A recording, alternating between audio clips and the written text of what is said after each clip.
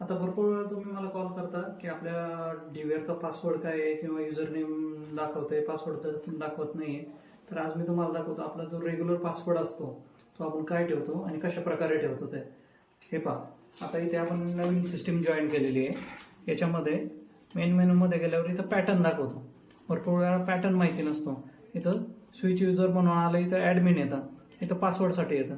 इथं पासवर्ड जर असेल, जे कोणी पर्सन असेल ज्यांनी मला ऑर्डर दिलेली असेल किंवा ज्यांची ऑर्डर कंप्लीट केलेली आहे, तर तिथे त्यांचं फर्स्ट नाव, म्हणजे आता समजा एक एक्झाम्पल, रोहित सरांनी आपल्याला ऑर्डर दिलेली आहे, तर इथे आर कॅपिटल येणार. इथे तुम्ही आर कॅपिटल टाकायचा.